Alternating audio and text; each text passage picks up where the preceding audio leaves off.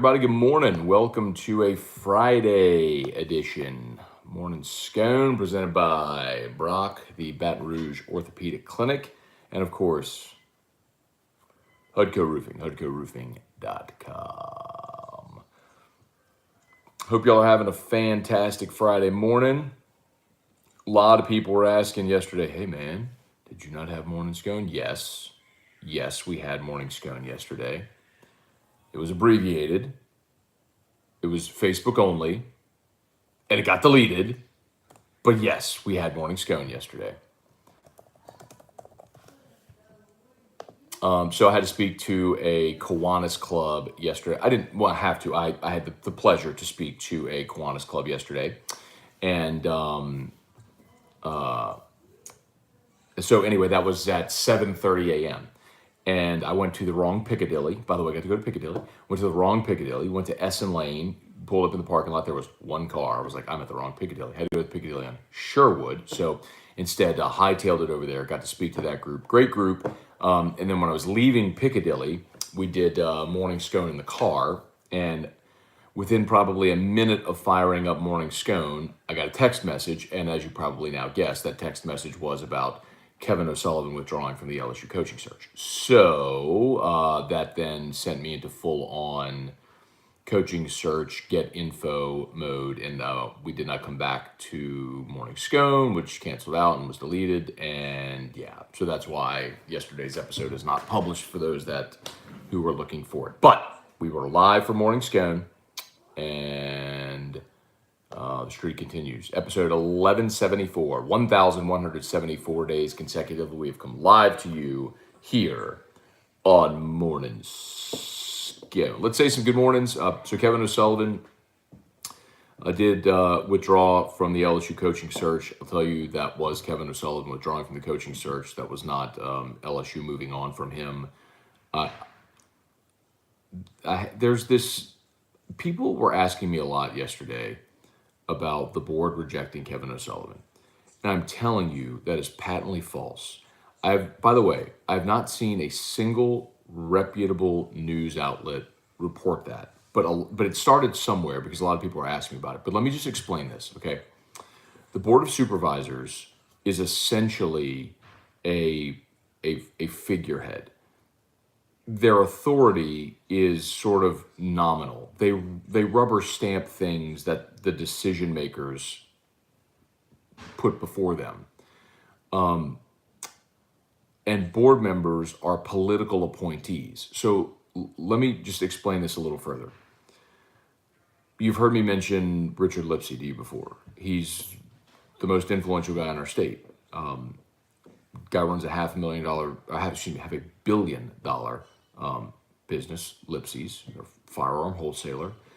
And he's since spectacular man who's been the president of the Board of Regents. And anyway, Richard Lipsey's a Republican who, I'm going to go deep in the weeds here to explain to you how this all works. So Richard Lipsey's a Republican who, when John Bel Edwards ran for governor against David Vitter, Lipsey supported JBE because he didn't want to support Vitter because of the DC Madam stuff. Well, in supporting Edwards, do you ever wonder why there ended up a Republican chief of staff for a Democratic governor? When Jay Darden was the chief of staff, Republican chief of staff for a Democratic governor. You ever wonder how that happens? That's how that happens. Okay. So then when the most recent board members termed off, basically Lipsey got to appoint, the governor appoints, but they were Lipsey appointees. One of them is Richard Lipsey's daughter. Okay. So understand, like, Scott Woodward, Richard Lipsey, like, they control the board. Richard Lipsey's the one that was pushing for Kevin O'Sullivan. He's the one that informally made contact with O'Sullivan 2 months ago. He's the one that got the deal basically brokered with Kevin O'Sullivan. Like, the notion that somehow the board would reject Kevin O'Sullivan is wrong, absurd, stupid. Like, there might be a board holdover that wouldn't want that, who might have talked to someone and said that.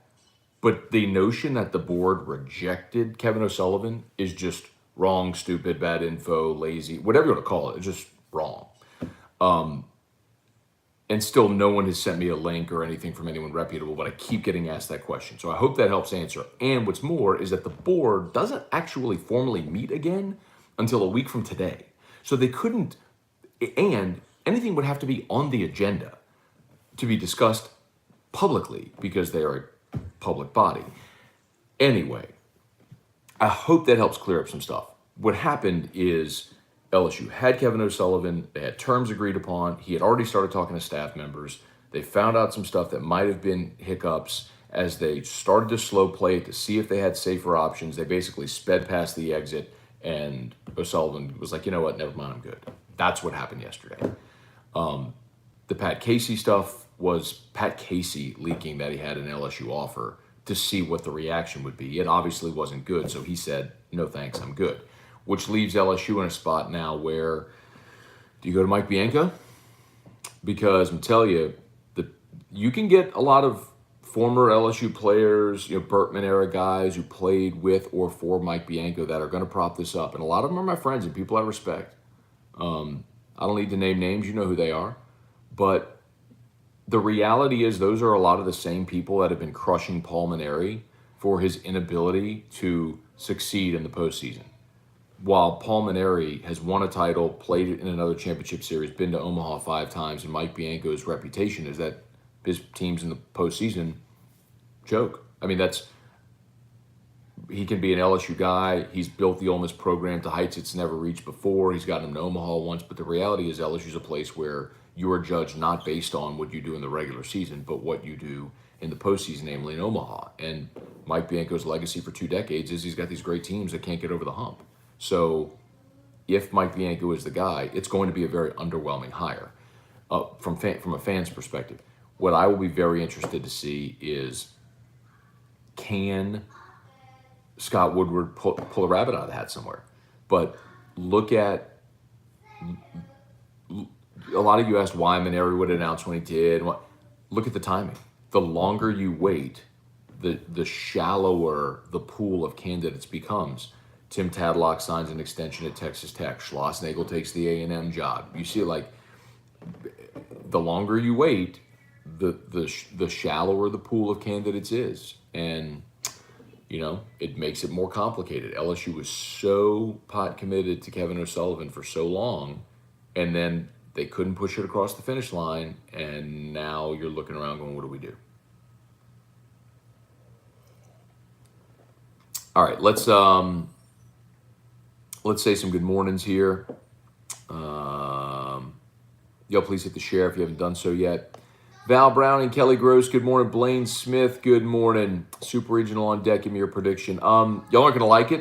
I'm going to pick Tennessee to win the Super Regional. I think it does go 3 games. It's really hard for me to pick LSU to go on the road and win this thing.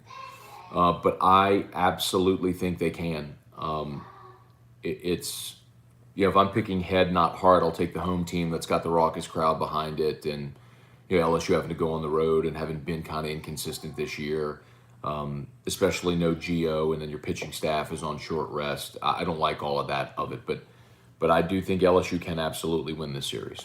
Lowell Cormier, good morning. Breezy Bro, what up? Top of the morning. Drug screen and a new job in the future. There you go, Breezy. Good luck, man. Heath Williams, hey, Dad, what's up? Darren Bone, way to opt out mid-show yesterday. I'm sorry, Darren. I had to go. I had to go. The O'Sullivan stuff was I was being texted about it as I was driving. Stephen Miller, what's up? Keith Dardis, good morning. LSU isn't hiring Pat Casey. Woo. As Pat Casey's doing too, man. He pulled out. Brian and Annie Penton, good morning from Pearl River. Yes, this is the reaction a lot of people are going to have about Pat Casey. Jeff McKithen, good morning. Adam Tower. O'Sullivan and Casey were decoys to keep everyone off Skip's trail in Oxford. That's actually not true at all. That's just everyone's talking about Bianco anyway, and have been for weeks. Like, this is not keeping anybody off the trail. That's a fallback that everybody is aware of. Charlie Cavell, good morning. Kerry Hughes, good morning. Same. Listen, I don't know what's going on with the volume on Facebook. I wish I had an answer for you, but of late, some people are telling me that they're having trouble hearing me on Facebook. I don't know why that is. So I am posting in Facebook the YouTube link. So if you are having trouble hearing me on Facebook, just hop on over to YouTube and watch it there. Will you listen for him, please? Yep.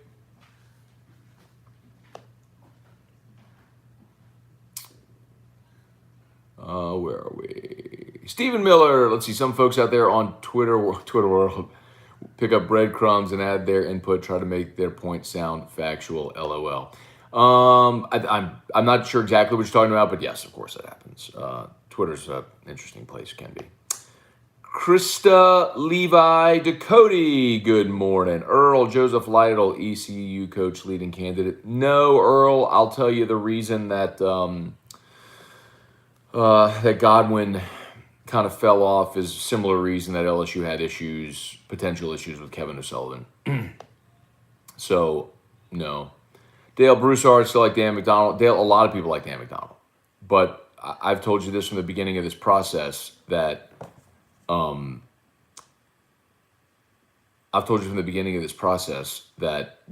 I've been told forevermore is that Dan McDonald does not want to leave Louisville, that he does not want to be in the SEC. He likes being in the ACC. Louisville is his program that he's built. He's happy in Louisville, and he doesn't want to leave. And I can tip my cap to guys that aren't always, the grass is always greener type guys. But apparently that's Dan McDonald. So, if Scott Woodward were to go, in a mode of desperation with a blank check to Dan McDonald and pay him $2 million a year, could that pry him out of there? Maybe. But, it's been made pretty clear to me from the onset that that's not a realistic possibility. Let's see, Stephen, I think Brian Hollett said it best. Too many chefs in the kitchen and bits of info are being leaked along with misinfo being leaked as well. So here's the thing, Stephen. There might be chefs in the kitchen, but not all the chefs have ingredients. Does that make sense? Hang on one second.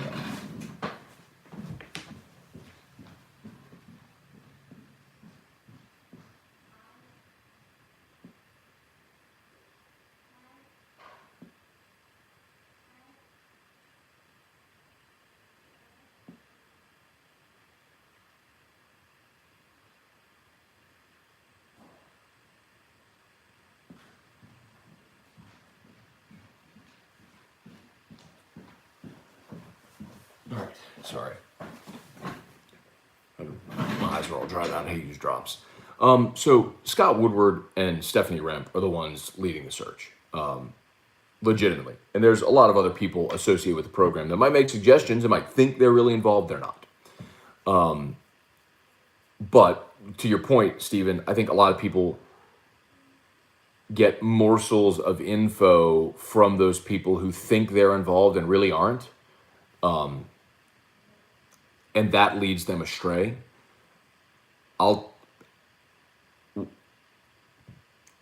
One of the things that alleviates that is obviously going with more than a singular source, which everyone should do anyway, but most people don't because it's the internet and people just throw ish against the wall. But the other part of it that I tell you is if you... Lenny honked. Sorry, Trivia, Lenny just honked. The other part of it is if you cultivate sources from the other part of the potential transaction, that's how you can either validate or invalidate information. So if you were talking to Kevin O'Sullivan or someone around Kevin O'Sullivan, that could either confirm or deny information you were getting around LSU. But if you're someone who only talks to one person at LSU and that's the only part of the story you're getting and you're taking their word as gospel, then you end up with bad info. Then you end up being the guy from Ohio State Buck fan 874 who said Elias Ricks is leaving LSU. No. or you end up being someone saying Marcus Freeman to be announced as LSU defensive coordinator. No, no, no, no, no. You see what I mean? That's why it's important to more than singularly source things. Let's see. Bill Schmid, good morning. Earl Joseph Lytle, Mike Bianco can't win the big game. That's part of his legacy. That is part of his legacy. Let's see. Jump over here to YouTube for a quick second. Give you all some love. My apologies. Catching up here. Trivia, what's up? Shelby Kelly, Troy Abear, Tim Gotro, Cliff Nelson, Joey Vincent, Tad Page. Morning. Pete G Toasty. Tim, looking forward to the weekend at Scone's with the Frogs. I'll tell you all this much. This is how committed. Erica and I had dinner plans Saturday night with some friends that we booked weeks ago. Friends we've been meaning to go out to dinner with, haven't seen in a while. We made plans. The four of us were going to go to Rufino's, have a couple, double date. When they announced the game for 6 o'clock on Saturday, we canceled dinner reservations so I could do the companion show. Y'all better be here on Saturday. That's all I got to say. We better have record-breaking numbers on Saturday because I gave up dinner plans at Rufino's to do the companion show. How about that? Jesse Brown, good morning. Troy Abear, worried about Labus and Hilliard pitching in a smaller ballpark. Hey, but that does play both ways. And look, LSU went bombs away up in Eugene this weekend. So LSU needs, listen, this is going to be a higher scoring series. I think LSU, the first games 2 and 3 of that series were higher scoring. It was a 9-8 game. The first game was 3-1, and one of the runs scored on a pass ball by Travinsky. So, and Travinsky had 3 of the 11 strikeouts against Chad Dallas, and he's not playing in this game. So, it's just a different LSU team. I think the series is going to look different. Wrap in batches. Good morning, Brandon DeVille. Talking about Dan McDonald. Just talked about that a little bit. PTG Toasty, as you always say, it's not done until it's done. Correct. That's why I say it all the time. I've seen it too many times. All that being said, who's your top choice for head coach? My top choice was Kevin O'Sullivan. But that's not going to happen. I think you go try to get a crowbar to get Dan McDonald out of Louisville. But I don't think that's going to happen either. So, I don't know. I don't think you have a great option. I honestly don't want Mike Bianco to be the coach. And Mike is such a nice guy, and he's been on AFR before, and there's a lot of former LSU players and coaches that are stumping for that. And I'll tell you the reason why. It's because they feel like they haven't been welcomed into the program under Maneri. And if their guy's in there, they feel like they would have access to the program again, a program they feel entitled to because they helped build the championship success and caliber and pedigree and expectations. And I just think it's the wrong way to go about doing it. Because if you cover the name Mike Bianco and just look at the resume, anybody who's being objective would say, yeah, that's not good enough for LSU. But because it's Mike Bianco, people will. Some people will, but not everybody. Tom Brouillard, there's celery in every gumbo. It's part of the trinity that is based pretty much every gumbo. Interesting.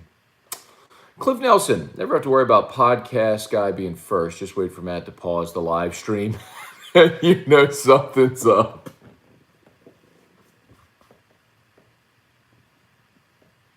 And it's so wrong too, man. I'm so sorry.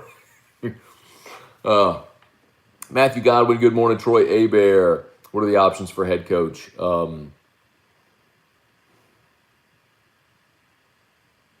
Look, last weekend I gave you all 6 names. And then I narrowed the 6 to 2, and I told you that it would be Kevin O'Sullivan or Mike Bianco. At this point, I think it's Mike Bianco. Again, unless if Scott Woodward has, something up his sleeve. Kerry Hughes, holy smokes, 10 billion times better on YouTube. Yes, the volume should be way better on YouTube. I don't know why we're having volume issues on Facebook. I do apologize for that. Let's see. Cliff Nelson, hoping whatever coach we get will recruit to some form of guerrilla ball and high-grade pitching coach can develop pitchers. I think your caveat was some form of guerrilla ball is good. Like, that era is just never coming back. They changed the bats. It's just a different game now. But if you're talking about guys that can hit with power, yeah, I mean, you have some of that on this team, but you do have to recruit that. And for a while, LSU had gone to recruiting basically a bunch of middle infielders and center fielders and putting shortstops all over the infield and center fielders all over the outfield to be just an elite defensive team that didn't really have great power numbers. I mean, look at 2017. You had two guys that had double-digit homers. You had Dykman and then Papirski. Papirski got to 11 because he hit 3 in Omaha. Otherwise, Dykman would have been the only guy with double-digit homers. So, yeah, I think they've gotten back to that a little bit. Steven Taylor, what's the short list look like at this point? Bianco, then I think the 6 names I gave you were Kevin O'Sullivan, Mike Bianco, Pat Casey. And then I gave you Tim Corbin, Cliff Godwin, and Dan McDonald. And that was really just a hedge.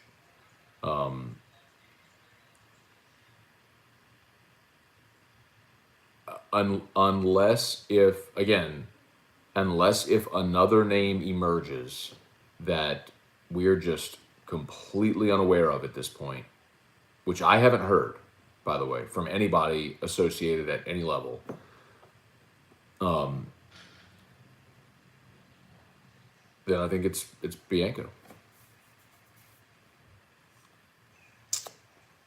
Troy, what happened to the Riot podcast? We need to ask Mr. The Riot. I'm always willing on Tuesdays, but Mr. The Riot, not so much. Got to get him tied down. We'll start it up again. Steven, at this point, I have full confidence the Fighting Tiger Holy Grail baseball head coaching job will be filled by the best candidate, trusting in Woody. And I'm going to tell you, man, I did too, but right now, Scott Woodward's approach isn't really hard to decipher, right? Go find a dude or a ma'am with tons of skins on the wall and throw a boatload of money at him. I mean, that's kind of his thing. He just knows where to go to get the money and how to do it tactfully. And they had done that again with Kevin O'Sullivan, and they couldn't push it across the finish line. So now I think this is a little unfamiliar. Does Mike Bianco have a binder? Oh, that's good. Let's see. Reagan Leschere. This he/she is one of us attitude for coaching searches is the worst. Yes, it is. D. Lamb 6. Does Dunn have any chance of hanging around? No, Alan Dunn will not be retained. Paul Moroner, morning from OKC. Matt, can't wait for the series this weekend. LSU needs to find a coach soon. The longer they wait, the smaller the pool of quality coaches gets. True. Any chance we can get Dave Van Horn? No. Shelby Kelly, even the guys on this team were recruited to be power guys. Cruz is Trout Jr. Dugas was a high school shortstop for a 1A private school. He wasn't projected to be a power hitting corner outfielder. That's true. Matt, how quickly after the season ends for LSU baseball do you think a coach is named? I think they would have liked to have named a coach on Tuesday, this past week. But here we are. I mean,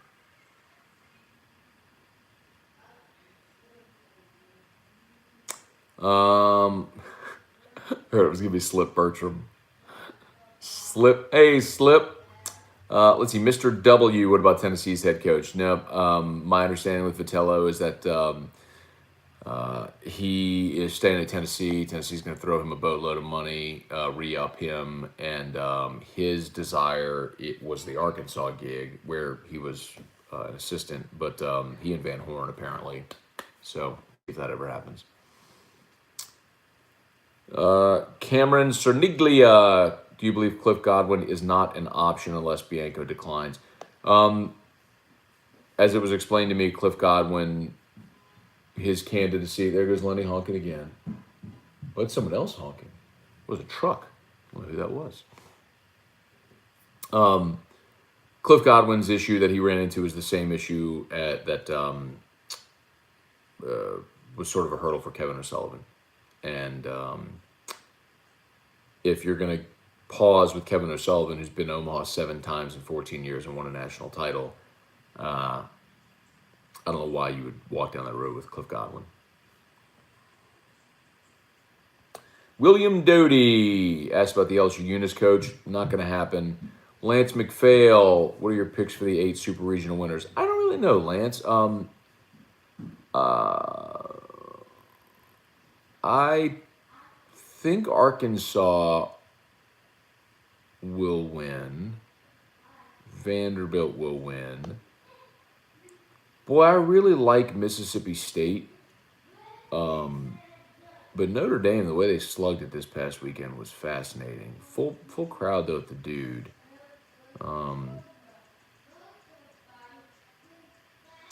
Yeah, and then I'll probably take Tennessee, much to your chagrin, I know. I think Arizona beats Ole Miss. And what are the other ones? Rant Row Band, Matt, I have a ticket for this weekend. Should be a lot of Cajuns around. Oh, you trust him with the pigskin, Brennan or Johnson? I think Miles Brennan starts the season, but I think both will play. Ryan Dixon, if Woodward doesn't pull off the big hire, this feels like typical LSU hiring process. That I agree with. Lorena Conger, I mean, Ryan, the best analogy I've given is like they were speeding down the interstate and missed the exit with O'Sullivan. And now they're looking, all right, where's my next exit? Like, you know, I mean, you know that feeling, right? When you're speeding down the interstate, you go, oh, crap, I missed my exit. Well, like, oh, the next exit until 3 miles. Well, you exit, and then you got to go down, and you can't make the U-turn. You got, you know, and then it becomes cumbersome. That's kind of where they are right now. Drew Breitling, morning Scone. What's the biggest splash higher option left on the table?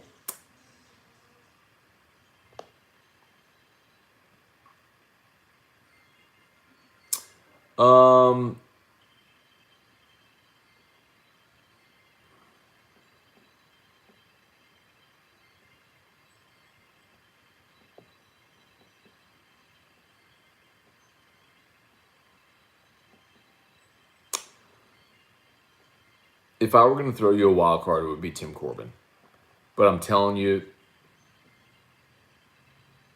there is one major reason why Corbin would leave Vanderbilt. I'm not saying he's looking to leave. I'm not saying that he will leave. I'm saying there's one reason why he would leave.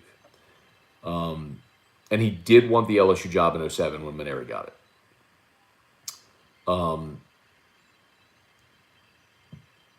But I think Vandy's going to Omaha. And, you know, if you're LSU, then you have to wait until the College World Series is over to try to pursue that. And as I understand it, if any deal ever were to get done with Tim Corbin, it would have to be done in complete and total silence. Like, if anybody asked Tim Corbin about that job, the way Kevin O'Sullivan got asked at the SEC championship, SEC tournament, he would completely punt and be, I'm done, I'm staying. Like, and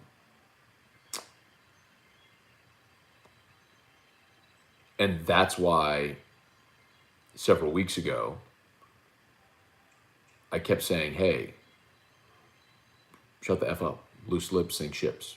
Because that's basically what happened with O'Sullivan, is word got out, people talked about it a bunch, he got asked about it, now his boss is asking him about it, recruits are asking him about it, recruits' families are asking about it, current players are asking about it, friends are asking about it, other professionals are asking about it, guys are inquiring about jobs, right? And then it becomes this big thing. It's like, you need an answer. Like, guys, are we doing this or not? And ultimately he just said, forget it.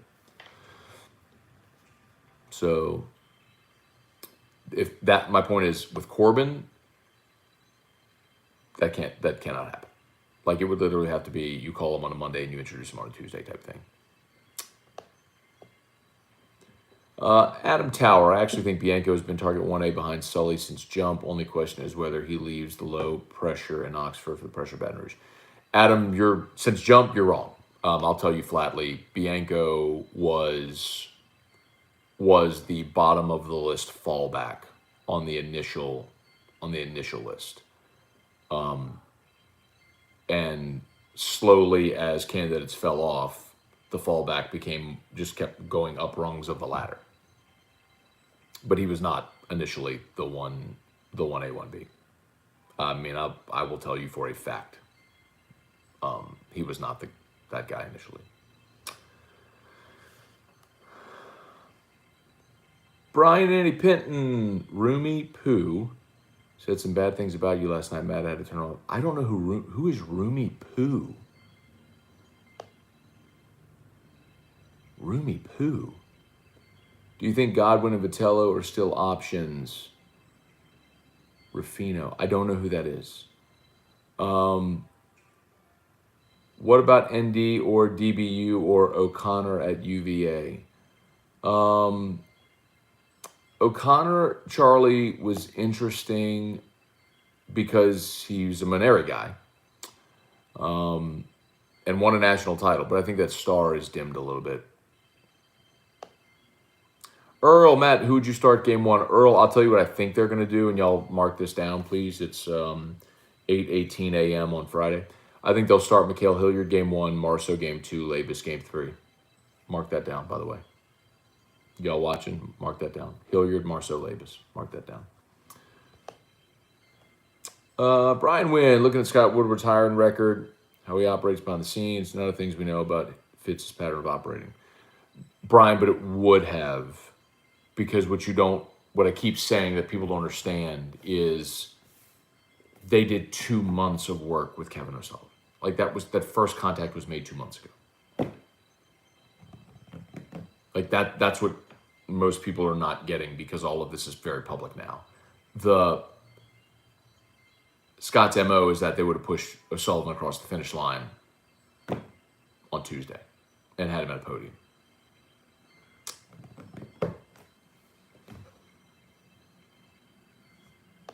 John Bro, good morning. Megan Hurst, good morning. Father John David Mathern, good morning. Love the 12-team proposal. So do I. I'm good with it. Megan Hurst, Dale Broussard. Where are we?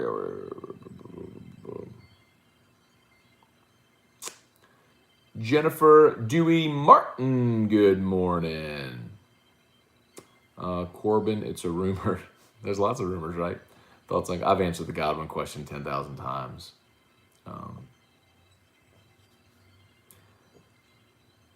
It's just, again, it's a thing with Godwin where the same stumbling block they had with O'Sullivan they have with Godwin. And if they're not going to clear that for O'Sullivan, they're certainly not going to do it for Godwin. Manitron Cosso, Jamie Hodges, Mike Scarborough mentioned the Michigan head coach. How about Eric Bakich? And a lot of people have asked me about Eric Bakich, and I'm telling you that nobody at LSU has mentioned Eric Bakich's name. Now, if they feel like they're starting over on this search, do they go that direction? Maybe, but I've not heard that name as of now. Only fans asking me about it, and I'm just relaying to you information that I have. And every list, every candidate, every inquiry, like nobody in any position of authority anywhere has mentioned Bakich. Brad Bergeron or Blake Dean is not realistic. Let's see.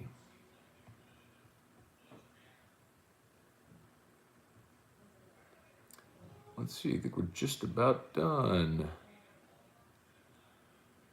Lane Burroughs, they're not going to bring Lane Burroughs in. They're not going to hire an in-state coach from Louisiana. I mean, before you do that, Duval, they'd go get Bianco and hire a sitting SEC head coach. Shelby, any other names they could surprise us with that was never in the initial pool of candidates?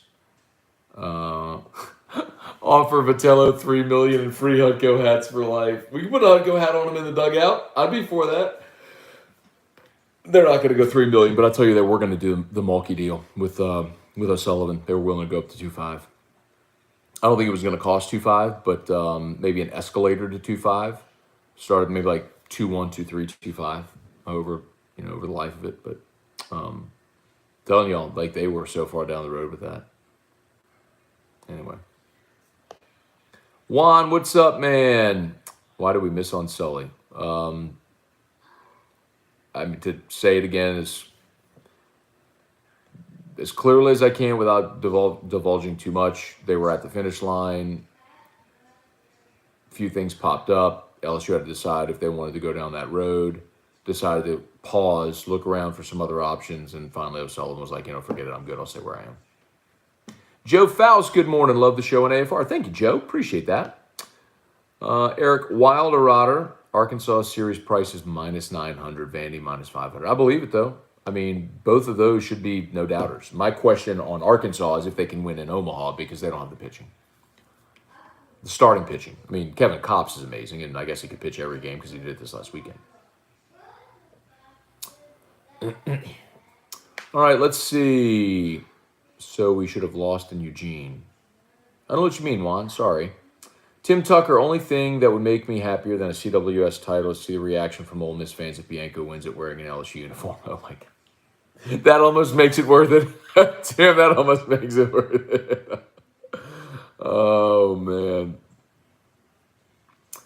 You got it, Juan. Matthew, did you start talking about Sully by the time LSU had fumbled internally? Did you start talking about Sully by the time LSU had fumbled internally? I don't know what you mean there. I mean, we've been talking about Kevin O'Sullivan for a while now. Since Corbin wanted the coach here to begin with, he is a legit shot. Tony, not it, but things change, right? Timing's different. That was 2007. That was before he had won a national title at Vandy. Now he's won a couple, and he's got a team that might well win it again. It's been 15 years, man. It's a long time.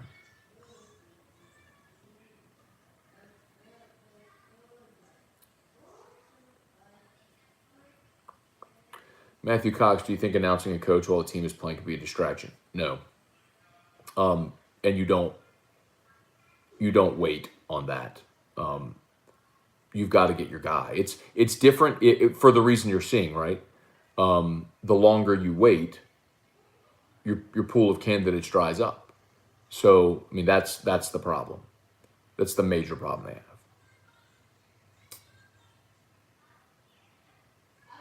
All right, guys, I think we're just about done. Just done get the axe regardless.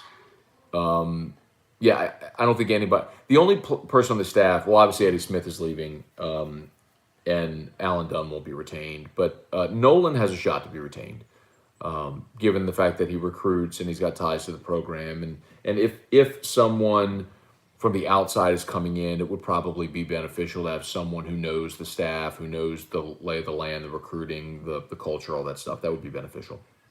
I'd say that's probably the guy that might have a chance to be retained, but I don't know that Nolan will, honestly. I don't know. I haven't asked Nolan point blank. I've largely left those guys with the current staff and just left them alone, man. I mean, they're playing in the postseason. So. Okay. One more. Jonathan Miller. What's up, Jonathan Miller? How much more would Bianco have at LSU compared to LSU? Enough to overcome his Omaha woes? Ole Miss. How much more? I mean, well, he'd have tops, which could help. But the thing is, man, he's had players. Mike's had players. He's had teams that have been ranked number 1 and top 5 and hosted regionals and hosted super regionals and all that stuff. I mean, that's not the... I'll tell you this, man. You talk to people that cover that program and they say this. They say, man, Mike Bianco is a regular season coach. He is a 9 out of 10. He recruits. He keeps his guys loose. He gets them ready to play. He manages the game really well. When you get to the postseason, he's just a different guy. He's like a 3. He just gets tense and tight, and the team and the fans all see that and react to it accordingly. That's tough to do around here, man. All right, anyway. We got to bounce. As always, shout out to Brock, Banner's Orthopedic Clinic, of course, and Hudco Roofing. If you're on Facebook, Brock, Hudco both tagged in the post. If you need an orthopedist, you go to Brock. They're the best. And, of course, if you need a roof, you call us at Hudco. Do us a solid, man. Help us spread the word. If you see your neighbor, maybe if you've had a roof or neighbors have roofs done. I had a guy talk to me yesterday at the Qantas meeting who said, man, look, my neighbor and 3 houses behind me are all having their roofs done. I need to get mine looked at. Come on, Hudco. Let's do it. HudcoRoofing.com, HudcoRoofing.com. Okay, y'all have an awesome Friday. Locked on LSU coming up a bit later, and AFR3. We'll see you then. Peace.